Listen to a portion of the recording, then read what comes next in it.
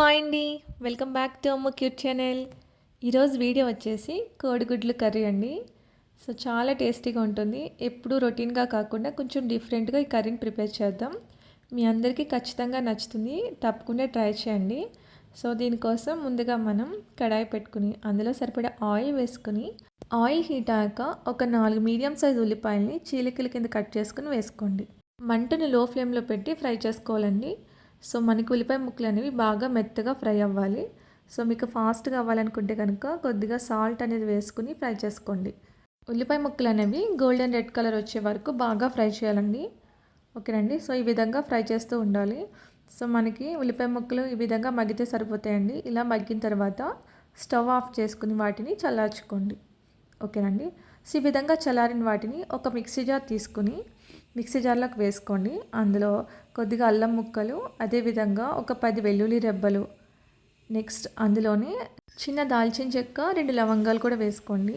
కొద్దిగా కొత్తిమీర, ఒక పెద్ద టమాటోని చిన్న ముక్కల కింద కట్ చేసుకుని వేసుకోండి. అదేవిధంగా ఒక 6 జీడిపప్పు పలుకులు కూడా వేసుకోండి. టేస్ట్ అనేది బాగుంటుంది.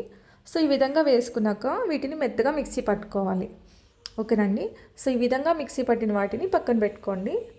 ఒకసారి బాగా గరిటతో మిక్స్ చేసుకుని పక్కన పెట్టుకోండి. నెక్స్ట్ మనం బాయిల్ చేసిన ఎగ్స్ని ఫ్రై చేసుకోవాలండి. సో కడాయిలో కొద్దిగా ఆయిల్ వేసుకుని ఆయిల్ హీట్ అయ్యాక కొద్దిగా పసుపు వేసి ఒక 5-6 ఉడకపెట్టినటువంటి కోడిగుడ్లు వేసి లో ఫ్లేమ్లో పెట్టి ఫ్రై చేయండి. ఇలా ఫ్రై చేయడం వల్ల మనకి కర్రీ అనేది చాలా టేస్టీగా ఉంటుంది. సో స్కిప్ చేయకండి. ఇవి బాగా ఫ్రై అయిన తర్వాత ఒక ప్లేట్లోకి తీసుకుని పక్కన పెట్టుకోండి. నెక్స్ట్ మనం కర్రీ ప్రిపేర్ చేయాలండి. దానికోసం కడాయి పెట్టుకుని కడాయిలో ఆయిల్ వేసుకొని సరిపడా ఆయిల్ వేసుకుని ఆయిల్ హీట్ అయ్యాక 2 బిర్యానీ ఆకులు, 1 స్పూన్ జీలకర్ర, 2-3 పచ్చిమిర్చి చీలికలు వేసుకుని వాటిని బాగా ఫ్రై చేయండి. ఇవి బాగా ఫ్రై అయిన తర్వాత మిక్సీ పట్టినటువంటి మసాలా పేస్ట్ వేసుకోండి. సో మొత్తం వేసుకోండి. ఈ విధంగా వేసుకున్నాక బాగా మిక్స్ చేసి వాటిని లో ఫ్లేమ్లో పెట్టి 1 మినిట్ పాటు బాగా ఫ్రై చేయండి. సో మనం అల్లం వెల్లుల్లి వేసాం కదండి. సో ఆ స్మెల్ పోయే వరకు బాగా ఫ్రై చేసుకోవాలి.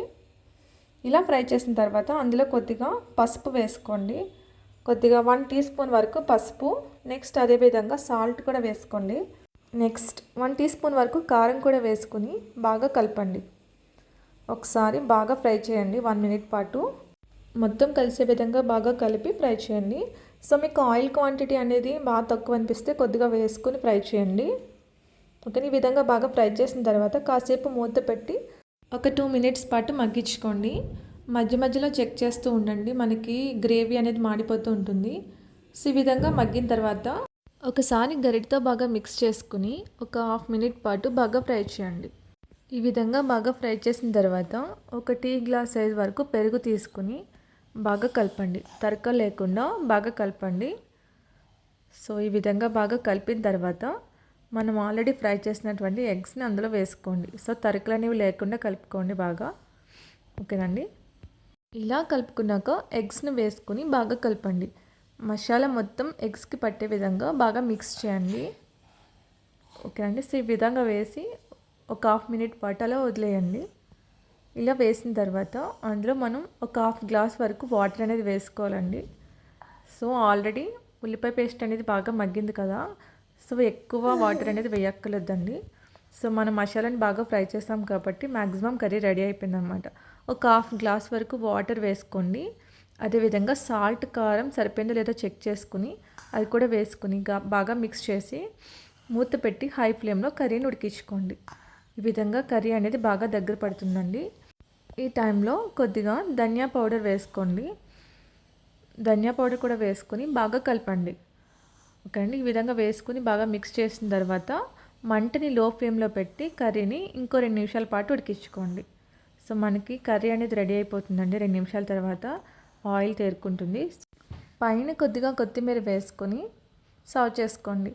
సో ఫైనల్గా మనకి ఎగ్ కర్రీ రెడీ అండి. చాలా టేస్టీగా ఉంటుంది. తప్పకుండా ట్రై చేయండి. సో వీడియో నచ్చితే లైక్ చేయండి ఫ్రెండ్స్, షేర్ చేయండి, సబ్స్క్రైబ్ చేసుకోండి. Thank you.